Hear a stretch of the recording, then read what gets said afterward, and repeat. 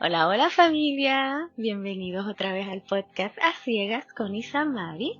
Me encuentras por Anchor y por Spotify todos los viernes, desde acá, desde Puerto Rico para ti, ¿verdad? Para acompañarte, para que juntos podamos caminar ese tránsito que hoy quizás no se parece tanto a lo que tú esperas o sueñas, o que tiene rutas que son un poco escabrosas, un poco complicadas, pero siempre desde la perspectiva de que tú estás buscando algo, igual que lo estuve buscando yo.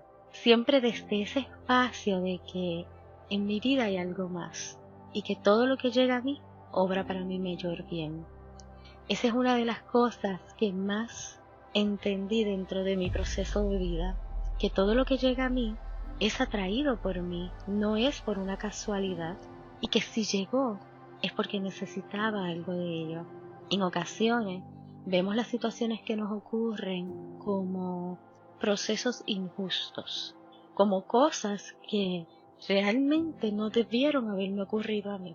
Cuando yo miro hacia atrás a mi vida y empiezo a enumerar las cosas por las que he pasado, sin ánimo de hacer una competencia de quién está mejor o quién está peor, no haciendo un yoripari, no, sino tomando en cuenta que todo lo que pasa en nuestra vida nos trae a algo.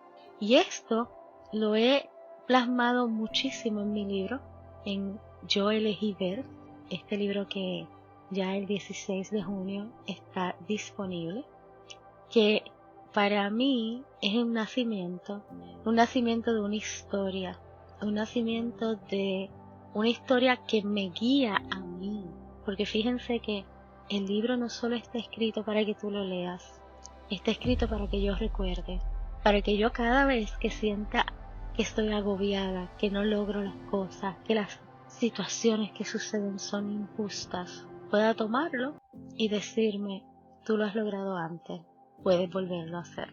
Y en particular, pues, imagínense, teniendo tantas cosas en la vida, en mi vida en particular se vio muy marcada por cosas médicas.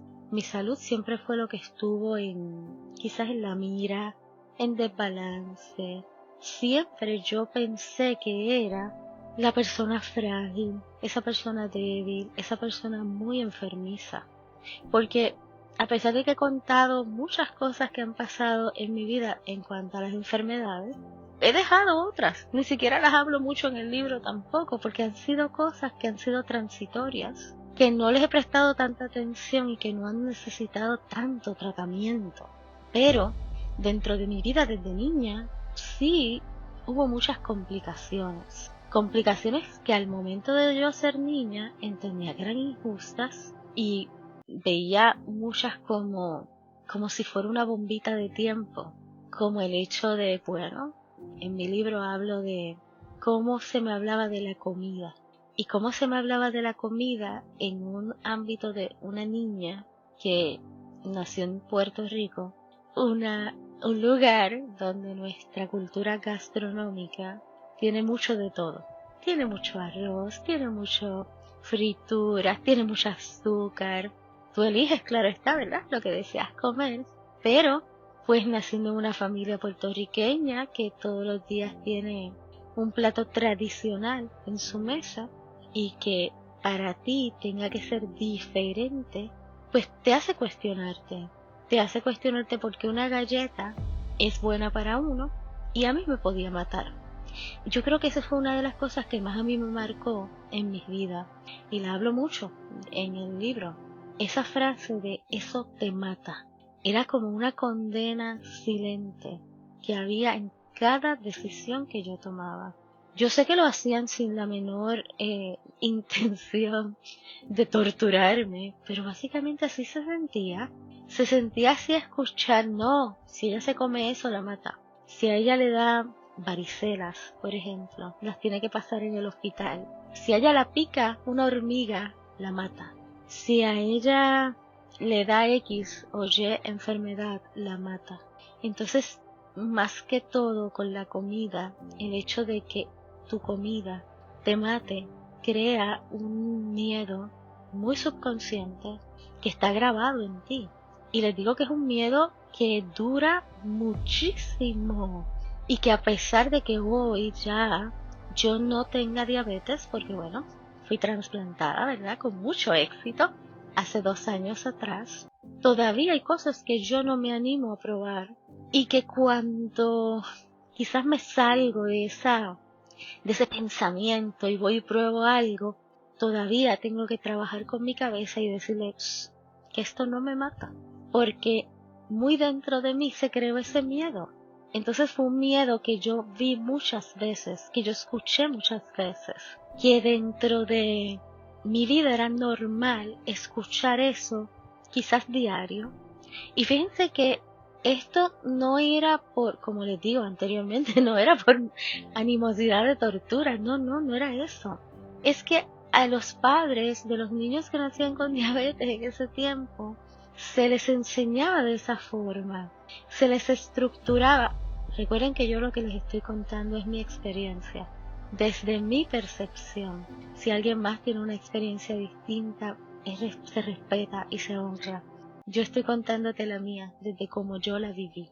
Yo recuerdo cómo, por ejemplo, se le decía a los padres, no puedes dejar que haga esto, no puedes dejar que haga aquello, no puedes dejar que coma esto. Entonces, cuando tú eres niño, es incómodo. Cuando tú eres niño es difícil escuchar que tú no puedes. Que si hay un cumpleaños, yo recuerdo que mi tía le celebraba todos los cumpleaños a mi primo, que es un hombre enorme ya, guapísimo y bello. Pero yo recuerdo los cumpleaños en la marquesina de su casa. Recuerdo las bolsas de cumpleaños que hacían. Y yo siempre recuerdo que habían bolsas de cumpleaños con dulces y habían bolsas de cumpleaños, o sea, para mí, diferentes. Y esa bolsita de cumpleaños pues tenía, en su mayoría, me acuerdo que era goma de mascar, porque era lo que venía sin azúcar en ese tiempo. Venía otras cositas, pero siempre fueron como que un poco difíciles de consumir. No eran muy deliciosas, digamos, para un niño. Pero fíjate que siempre dentro del ámbito de la festividad había una diferencia. Había soda para todo el mundo y había soda sin azúcar. Bueno, esa versión que tampoco es muy saludable, ¿verdad? Pero que había esa posibilidad. Pero me acuerdo que en la casa siempre se distinguía. Mi tía lo hacía, mami obviamente, cuando cocinaba, pues había comida que estaba hecha frita y había comida que no, para que yo pudiera tener la misma comida. Yo recuerdo que mami empezó a cocinar para todo el mundo igual, así que empezó a cambiar la forma en que ella cocinaba para que todos tuviéramos la misma comida. Y estaba bien, no había problema, nadie se quejó. Por lo menos hasta el sol de hoy nadie se quejó. Pero a lo que voy es que cuando tú eres niño, tú te acostumbras a que tú eres diferente. Yo me acostumbré a eso, a que yo era diferente, a que la comida para mí necesitaba ser diferente. Entonces, si llegaban las Navidades, yo no comía de la comida usualmente de Navidad como los demás, porque no era una comida muy nutritiva para mí. Y todavía el sol de hoy no es mi comida favorita, digamos. Acá en Puerto Rico celebramos las Navidades con una forma de alimentarnos que a todo o a la mayor parte de las personas les encanta. Y yo no soy muy amante a ello. Yo no soy muy amante a las cosas que se ponen en tu plato el día de Navidad, que usualmente es carne de cerdo asada, arroz con gandules, creo que le dicen arroz moro en otros países, no sé, ensalada de papa, coditos, pasteles, que si me estás oyendo de otro lugar, los pasteles acá son una masa de verduras, de viandas, una masa de viandas, tiene guineo, yautía, plátano, calabaza, entre otras cosas, rellena de carne de cerdo, y eso se pone en un papel y en una hoja de plátano y se hierve. Y eso es algo que acá en Puerto Rico se come muchísimo para Navidades y que les encanta a todo el mundo. A mí no, pero es bueno porque mi plato tenía que ser muy pensado. Mi plato de Navidad tenía que ser muy pensado Porque, pues ponte a pensar, ¿verdad? Hoy día, cómo se trabaja el plato regular. Un plato de Navidades que tiene arroz, tiene papas, tiene un pastel y tiene carne, es mucho carbohidrato. Lo que quiere decir que es mucha azúcar. Así que yo necesitaba dividir. Siempre me encantó la ensalada de papa, así que siempre elegí comer eso. Y la carne de cerdo nunca me gustó, así que comía pavo. Todavía al sol de hoy eso es lo que hago, cuando lo hago, porque no estoy muy afín con ello. Hay muchas cosas que automáticamente se gatillan en mi mente cuando vienen estos días de Navidades. Acá hay muchos postres, como lo es el tembleque, el arroz con dulce. Estos postres se hacen con coco, leche de coco. El arroz con dulce, bueno, pues con arroz, coco, especias, azúcar, porque usa crema de coco que tiene azúcar. Y creo que pasas. Sí, pasas. Y a mí me lo hacían sin el azúcar. Sabía diferente, pero era una opción. También hay otra cosa que se llama el tembleque, que es leches de coco, ¿verdad? Y crema de coco mezcladas con fécula de maíz para que endurezca. Y eso se hace como una cremita que a la gente le encanta y le ponen canela por arriba. Y el azúcar, obvio. Bueno, la cuestión es que eso también mi tía, la hermana de mi papá, lo preparaba sin azúcar. Mi abuela por parte de padre también era diabética, de insulina. Así que ella cada vez que iba a hacer algo dulce, hacía algo diferente para él y para mí. Pero ¿qué pasa? Que tú empiezas a sentirte distinto cuando tú eres separada de lo que comen los demás a lo que comes tú. Nunca las cosas hechas con sustituto de azúcar han sido muy deliciosas. Algunas sí, otras no. Y cuando tú desde niña empiezas a ver que tu helado no sabe tan rico como el de tu hermana, aunque sean de vainilla los dos, pues tú tienes esa cosquillita en tu mente, que cada vez que van a un sitio tienes que preguntar, ¿hay algo que yo pueda comer acá? Recuerden que en los 80 no había tanta variedad como ahora. Ahora tenemos muchísima variedad. Ahora hay muchas clasificaciones en las comidas. Está la comida vegana, la comida keto, que no tiene azúcar. Y entonces eso puede usarlo un diabético con moderación, porque la clave de un diabético es la moderación. Y eso es complicado, moderarte cuando tú padeces de una condición que te pide azúcar. Cuando tú tienes diabetes, tu cuerpo te pide azúcar. Tu cuerpo tiene esa necesidad. Aparte de que te estás inyectando una hormona que se llama insulina, y esa hormona también te pide azúcar. Y es contraproducente el tú sentir que necesitas el azúcar y que proviene por una enfermedad, una condición que no te permite hacer eso. En la biodescodificación se habla de la diabetes como el problema de no poder procesar la dulzura en tu vida, de no poder procesar eso lindo, eso dulce, amable en tu cuerpo, en ti.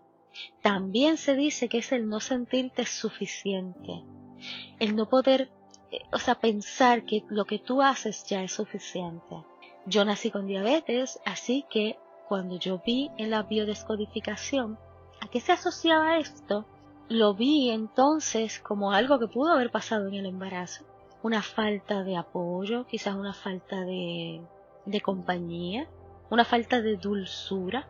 Y dentro de todo lo que he estudiado en mi vida, que ahora le estoy añadiendo las constelaciones, vi algo muy marcado en mi embarazo. Y fue el que se decía que mami había tenido mala barriga a los 9 meses. Y ustedes y yo, que sabemos que las palabras crean, construyen y manifiestan, decir que una mujer embarazada tiene mala barriga es catalogar ese bebé como malo. Hay algo malo en él. Así que ya yo venía con eso en mi historia.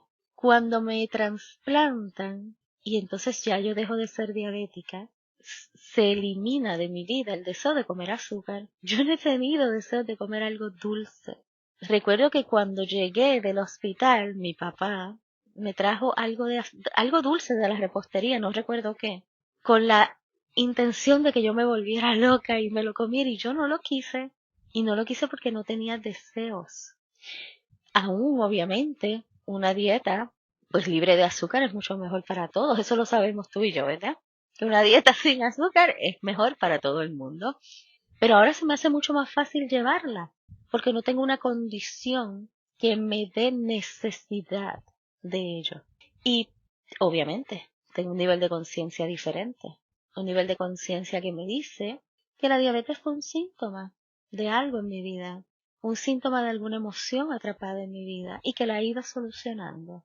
Así que contándote en mi libro, yo elegí ver, vas a poder encontrar ahí cositas acerca de cómo esto trabajó dentro de mí, de cómo el nacer con diabetes no solo me trajo esto, después en otros episodios te lo voy a ir contando más a fondo, pero yo creo que para mí lo más fuerte, lo más retante era esta creencia de que todo me mataba, de que yo era muy débil, de que yo no podía hacer las cosas sin cuidado, de que yo necesitaba protecciones adicionales que todos los demás para hacer cualquier cosa, de que el divertirme podía matarme, el disfrutar de algo podía matarme, así que era complicado ser niño con diabetes en ese tiempo, y a pesar de que yo tuve una niñez bonita, pues sí hubo muchos retos, hubo mucho control, y he hablado siempre mucho del control porque no lidio bien con ello, y por lo que no lidio bien con ello es por esto,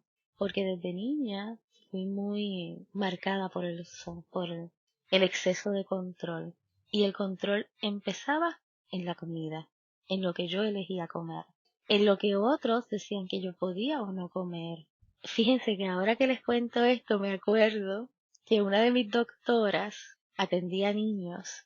Ella tenía en su puerta un, era un dibujo, un cartel bien grande de un monstruo hecho como, ay, parecía como de slime y tenía boca con dientes filosos, los ojos muy grandes, brillantes, y tenía dentro de su cuerpo, ¿verdad? En el jelly ese que había, tenía dulces, tenía helado, tenía pasteles, tortas, ¿verdad? Bizcochos, tortas, galletitas, tenía sodas, tenía paletas, bombones, de todo lo que tú te puedas imaginar. Y abajo decía, el monstruo azucarado, cuídate de él. Y ahora que les cuento esto es como si lo estuviera viendo. Recuerdo que la primera vez que lo vi me eché a reír, yo era una niña, y me eché a reír, pero ese dibujo constantemente también fue parte de esa creencia de que lo que yo como me mata, de que tengo que tener cuidado, de que no puedo disfrutar, porque vamos a ver una cosa, para mí, quizás esas cosas de la niñez no se podían hacer todos los días, está bien, pero una vez en, qué sé yo, en algún tiempo hacerlas sin ese hábito atado de que si te lo comes te mata, pues era complicado, era difícil de pensar en ese tiempo. Y bueno, ustedes saben que los niños asociamos cualquier cosa. Bueno, no se me olvidó esa imagen. Es como si la estuviera viendo ahora. Es como todavía si estuviera oliendo el aroma de ese lugar donde yo iba a atenderme con una doctora que era muy buena, una doctora maravillosa y era una experta en su campo. Más la forma en que la diabetes se trabajaba en ese momento era complicado. Era muy difícil decirle a un padre, no le puedes dar a tu niño lo que tú te has comido toda la vida. ¿Y cómo vas a hacer que no se lo coma? Vamos a darte miedo. Vamos a inyectarte con miedo para que entonces tú entiendas que es peligroso, muy peligroso. Y las corrientes han ido cambiando, la historia ha ido cambiando, la diabetes se ha ido viviendo diferente y qué bueno. Y hay nuevas cosas también. Todavía creo desde muy dentro de mí que hay padres que trabajan así desde el miedo. Y les voy a decir como paciente que fui por muchos años, eso hace que nos querramos revelar más rápido. Eso hace que yo quiera salir corriendo. Así que se los digo con mucho amor y respeto. Sé que están haciendo lo mejor que pueden, pero suelten ese control. Suelten esa forma de tratar a sus hijos si están pasando por esto, como si fueran bombas de tiempo. Sé que tienen miedo, pero lo que están causando en sus hijos es ganas de salir corriendo. Y en el momento que tengan la oportunidad de hacerlo, lo van a hacer. Se los digo porque fue el camino que yo corrí. fue la decisión que yo tomé. Y hoy no culpo a nadie, me culpo a mí solamente de que yo tomé esa decisión. Yo la elegí. No es la más correcta, pero yo pensé en ese tiempo que era la única. Así que si hoy tú eres madre o padre de un niño con diabetes, o si eres alguien con diabetes, te pido que respires profundo y establezcas diálogos. Hagas diálogos contigo misma si tú eres la persona diabética o con tus hijos, respetando también su opinión, respetando lo que sienten. Pregúntales cómo se sienten. Pregúntale qué es para ellos tener diabetes. A mí nunca nadie me hizo esa pregunta. Nunca nadie me preguntó, ¿cómo tú te sientes teniendo diabetes? ¿Cómo es tu vida? Nunca nadie me hizo esa pregunta. Cuando lo digo se me salen las lágrimas. Pero nunca nadie me dijo esa pregunta. Tómate el tiempo de preguntarle a tu hijo si estás en ese proceso. O tómate el tiempo de preguntarte a ti y escríbelo. ¿Cómo te sientes? ¿Cómo es tu vida? ¿Qué deseas? Más que todo eso, ¿qué deseas? ¿Qué tú quieres?